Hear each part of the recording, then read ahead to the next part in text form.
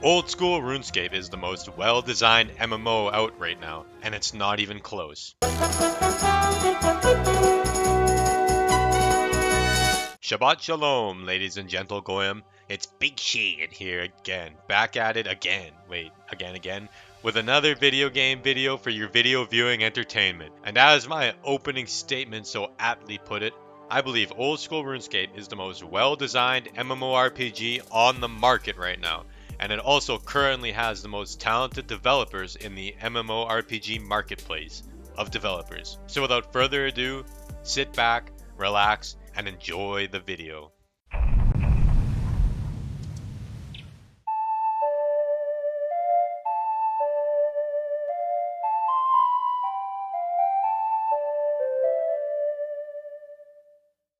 RuneScape was my first ever MMO. I can still recall playing it as a young lad as far back as 6 years old. It was an entirely different game back then, and like most of you watching this video, I was always stuck free to play. I remember longing to learn what lay beyond the member wall to the west. However, that didn't prevent me from having a jolly old time with the free-to-play content. I have tons of memories playing RuneScape at this time. From getting my willow longbow scammed away in Falador, hearing my brother crying in real life after getting lured into the wilderness and having his full mithril set stolen, taking 3-hour shifts at my dad's cottage mining iron ore on our individual accounts and running into Varrock, completing Ernest the Chicken with my friend pre-Runelight, or even LARPing with my friends in our secret base in the Varrock sewers. However, despite all of these good memories, a new shiny MMO came out, World of Warcraft the video game. Try today at warcraftvideogame.com. And upon starting WoW in 2007, a new gaming fixation consumed my young impressionable gamer brain. This caused me to drift away from my childhood MMO,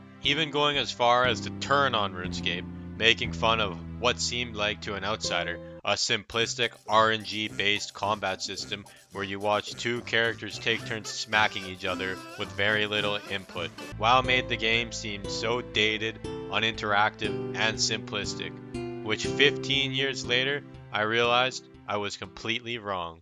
But you can't fault me for thinking this way as a kid. Clearly, the RuneScape 3 devs felt the same way at the time, as they released Evolution of Combat, the most controversial update of all time, which forever divided the RuneScape gamer community into two distinct game players. Over the years, I found myself returning to the game now and then. I even tried membership for the first time at 13 years old, right around when the new dungeoneering skill was added. And for some unexplained reason, my friends and I became obsessed with running around school, chanting the Barbarian Village theme song, or even pretending to sell ashes at the Grand Exchange as if they were illicit drugs. But no matter how fun it was, I never stuck around for long. That all changed when Group Iron Man was released. The year was 2021, and I was completely, totally, and utterly bored of World of Warcraft. It felt like I had seen everything, done everything, and was just running in a circle half-assing every fresh release. As a matter of fact, I think we had stopped playing fresh releases entirely. My gamer clique and I decided that it'd be fun to give RuneScape a chance. So when October 7th -1 rolled around, we all plugged into what would be a 2-month gamer binge. We were hooked on the excellent early to mid-game section of OSRS, and it was an absolute blast to play again, reliving all of the nostalgia from childhood while also experiencing and being smart enough to try out all of the members' content I never even knew existed. After around 2 months straight of gaming, logging nearly 30 days played, don't judge me, I live in the post-nation state of Canada and we were under severe COVID lockdown suppression, so I had nothing else to do. At this time, the previously stated 30 days played, I managed to reach the 50 to 70 skills section of the game. And this is when the game slows down for Iron Man. The daily scape, freemium game chores of farming, birdhouse runs, and the horrendous, tedious, slow rune crafting and smithing skills led to a lot of our group burning out on the game. And to be honest, we stayed burnt out for a while. I also forgot to mention crafting, fuck crafting. But either way, we did make a small return in 2023 where I enjoyed the new Guardians of the Rift, a much needed improvement to rune crafting. However, it didn't last long. partially due to my disinterest in gaming at the time, causing my character to lay dormant yet again.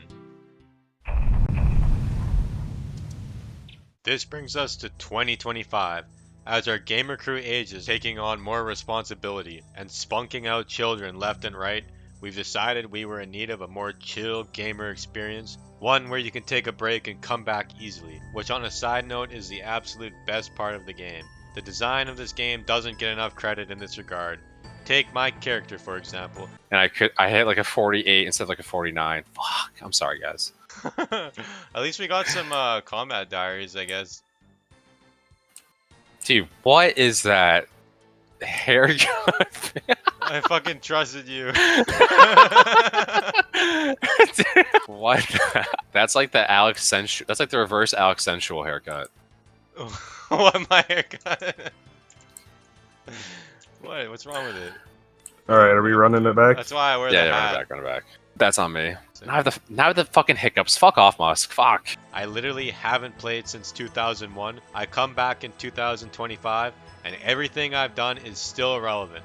All my skilling is relevant. All the stuff I collected is still relevant banked XP. All of this gear I grinded so hard to get, such as the Fighter Torso, Nezi Helm, Barrel Gloves, Magic Shortbow, Dragon Defender, or Rune Crossbow, are still near best in slot at my level 4 years later. I can jump back in the game, smash mobs, smash mid-tier bosses, and actually play the fun parts of the game. This is an absolute contrast to games like retail World of Warcraft.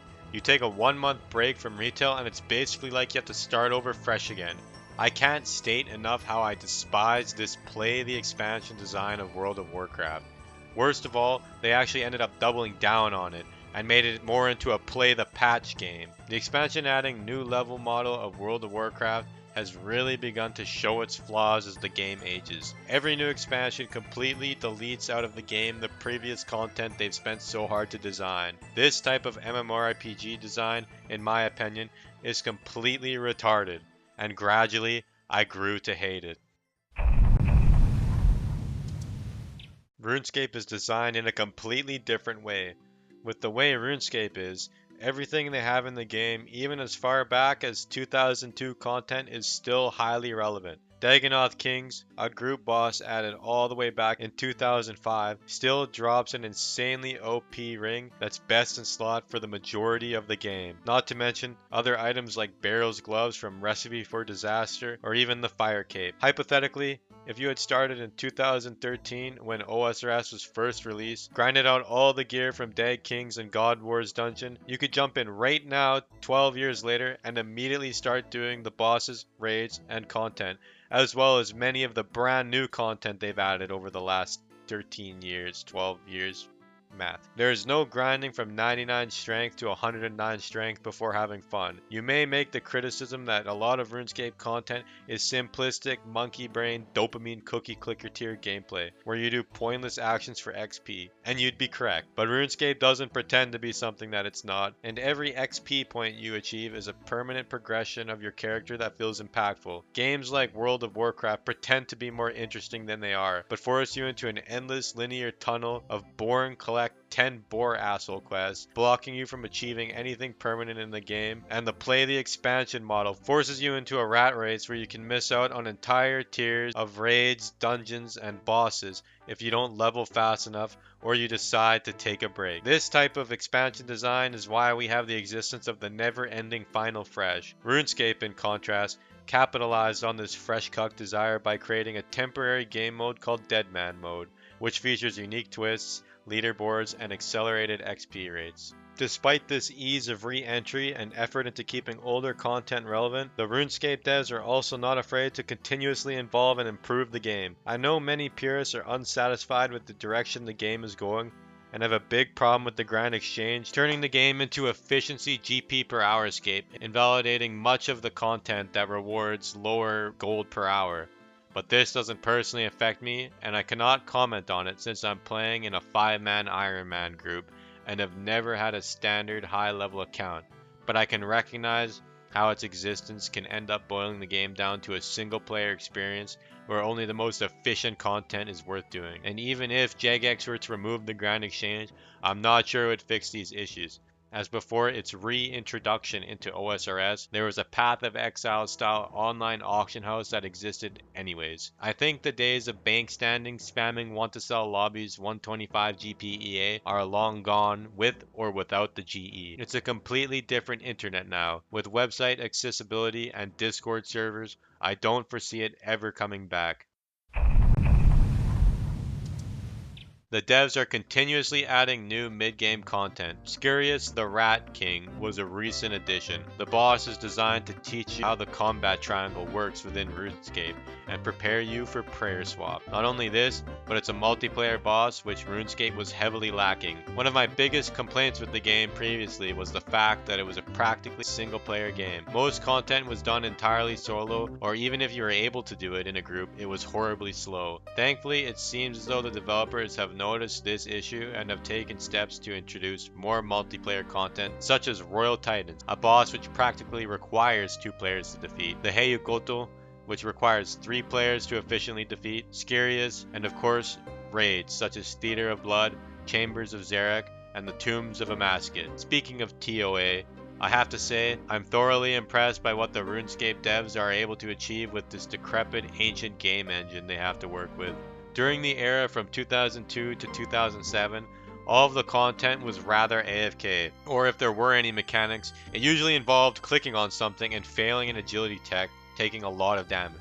Fuck Regicide. Even as a mid-game character, you're able to do Tombs of Amasket on an entry-level difficulty, offering way worse rewards and an easier experience, but it's still a relatively decent challenge for weaker accounts. I have recently been running it with my group Iron Man, as well as with an occasional guest star appearance from the famous classic WoW gamer, the Third Guy. Discord one night, and Alex had started a vanilla podcast with Marky Mark, and you guys might know Marky Mark, and there was another guy, I forget who the third guy was. And even the new Perilous Moons boss gauntlet is a lot of fun. It's a good method to teach players OSRS movement as well as mastery of the melee combat style system without requiring them to dump a ton of prayer potions into learning. But speaking of group Iron Man, I believe that it's the best way to enjoy this MMO unless you are the type of person who likes the market aspects of RuneScape. I personally am a very cliquey and tribalistic individual in a lot of ways and tend to only enjoy gaming socially and more specifically with my close-knit group of gamers I've known for 7+ years. Iron Man can be a grindy experience, and without the ability to trade excess item drops away, getting duplicate drops from bossing can be frustrating. However, if you get dupes while in a group Iron Man, it all goes to help out the extra 4 noobs in your group. It's a cool feeling to be able to give someone an extra Dragon Axe or a Berserker Ring you got from Dagonoth Rex. But continuing on the point of the devs not being afraid to evolve the game despite pushback from the "I suffered so my descendants have to suffer" crowd, the improvements to the skill and content over the years have been a much welcomed addition. As I said, I believe the game slows down quite a lot and gets very monotonous once you reach the mid-game section. The gameplay at this point starts resembling a freemium 2012 mobile game where you have to log on every day and do a bunch of bullshit and then log out. Most Master and Grandmaster quests as well as achievement diaries are locked behind 70 skill requirements, and the only good bossing content available at these lower combat levels is Dag Kings and God Wars Dungeon, which can be fun, but were designed in a much different era. It seems as though the devs have realized this, however. Every single one of these sore spots has had a skilling minigame or a skilling boss added that massively improves the gameplay experience. Not to mention the loot table on the Perilous Moons bosses dropping maple and yew seeds really helps with the farming slog. My personal favorite is actually the Giant's Foundry. Something about running around with a big ass sword, perfect timing the hammer hits to get big progress, and min-maxing your heating and cooling times makes it very satisfying. The AFK smithing of longswords and plate bodies is still an option for people who want to second monitor max their smithing skill, but personally I prefer this more interactive method. Before this, the skill was either a huge time sink or a huge gold sink. Now you have a fast way of spending your excess motherlode mine bars while also earning a good amount of GP for your resource input and efforts. Guardians of the Rift is another very welcomed addition. Runecrafting was famously one of the most hated skills in OSRS that most players dreaded doing. The Guardians of the Rift is a much more interactive and social experience than the traditional methods of training while also still rewarding you runes. This doesn't invalidate old training methods, as they still have a use case, whether it be better XP per hour, better GP per hour, or even higher rates of a specific rune type you're going after. It's still a welcome addition for those of us not interested in spending 45 hours running from a bank to an altar 6 grillion times just to get access to a quest we wanted to do. Even content such as Hallowed Sepulture is a massive improvement over the old agility courses, yet it does not replace them. The rooftop courses still are mandatory for the graceful set, as well as the creation of stamina potions. Personally, I would approve of being able to purchase Amylase plaques using Hallowed tokens, but I guess I can understand why it's restricted to only the rooftop course rewards, despite that being dogshit click intensive content with zero skill and everything's just a random chance to fail it, as opposed to Hallowed Sepulture, where you actually have to play the game and dodge stuff with intention. Overall though, I'm thoroughly impressed with the direction OSRS is going. Even sailing is looking to be a very well thought out skill. Clearly, I also am not the only one who feels this way, considering the game is experiencing massive growth, and there hasn't even been a big update or a specific game mode out. Also, as of researching for this video, I've realized that apparently this game is like blowing up on Twitch or something, with all these WoW streamers or famous streamers playing it. I can't remember the last time I've opened twitch.tv. It's probably been like 5 years, maybe 4. Either way, it's cool to see, I guess, that all these people are playing. And yeah, so clearly the game's going beast mode, and I think it will continue to go beast mode as the content designers for this game obviously know what they're doing. It has the highest quality updates out of any MMO on the market right now. Let me know what you guys think in the comments. If you enjoyed the video, feel free to leave a like and also subscribe.